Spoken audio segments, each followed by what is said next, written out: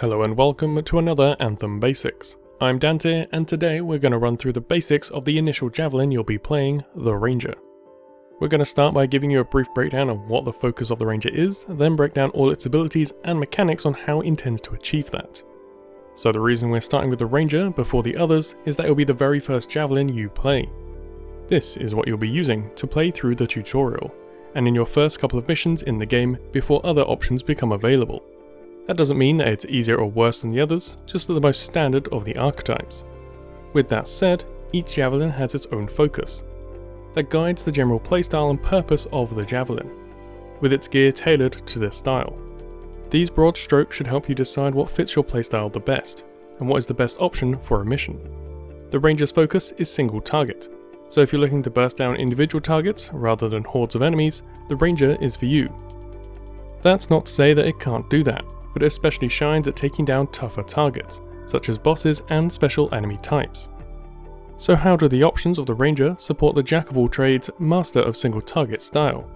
Let's start with its weapon choices. This is where the jack-of-all-trades part really excels. The Ranger can use any combination of weapons in the game, with only one exception: heavy weapons, which are unique to the Colossus. This means they're able to match their weapons to the situation, take something for all situations, or depending on their gear level, focus on matching weapons to specific sets of abilities and items as needed. Even with their wide selection of weapons, the real defining feature for any javelin is the abilities it's able to take, and what they're able to do with them. For all the javelins, their abilities are split across 3 gear slots, in addition to a melee, ultimate, and movement slot that cannot be altered, at least for now.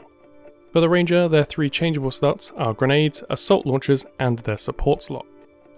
The grenade slot is the primary source of the Ranger's area of effect damage, with a total of 5 options. The first 4, Frag, Inferno, Frost and Seeker, all do variants of larger area damage, consisting of different damage types that can be combined with other gear or teammates for additional effects. But we'll go into detail about all of those interactions later on. The 5th ability is a little bit different, and moves over from the jack-of-all-trades theme squarely into that of the single target damage dealer. The Sticky Bomb is a much smaller AoE, but as the name suggests, sticks to a primary target, doing significant single target damage. Anything else from this is merely a bonus. Which leads us nicely into the Assault Launcher, which as you might assume is a single target focus of the abilities. Though it does follow the same theme, we have 4 single target abilities in the Homing Missile, Energy Pulse, Spark Beam and Venom Dart, each with their own status effects and ability to aim depending on their style, with the last option of the Blast Missile giving the AoE focus, giving the Ranger at least some ability to fully equip for AoE if needed. The last set of abilities you'll get a choice for is the Support Gear. All the javelins have support gear, but due to their differing themes and focuses, they will have different choices. You've only got 2 options here, so what you take will likely depend on who your allies are. The Bulwark Point is the first option. This dome shield deflects enemy projectiles, allowing you and your allies to have a brief place of refuge, to collect yourselves, pick up a fallen teammate, or even just to stage your own offensive with less pressure. The alternative option is the Muster Point. Similar to the other point, it creates a dome, but instead of creating an offensive position, it creates an area that boosts all weapon damage of all allies within it. This leaves us with just the ultimate ability of the Ranger, which for now at least can't be changed. The Ranger has access to the multi-target missile battery, turning the Ranger into a flying weapons platform for a few seconds, able to target dozens of enemies within a few seconds, then launch a rocket at each. Perfect for carpet bombing a horde of enemies, though it does somewhat go against what you'd expect for a single target javelin, but that's why the Ranger is truly a jack of all trades. There is also a defensive ability that each javelin has access to that can't be changed. For the Ranger, they have the ability to dodge, both on the ground and while flying. This allows the Ranger to boost quickly in any direction to dodge incoming projectiles, or just to move around the battlefield quickly. If done while flying, you will actually roll out of the way. A very useful tool for flying in tight spaces and for evasive maneuvers. That brings us to the final unique feature of the Ranger.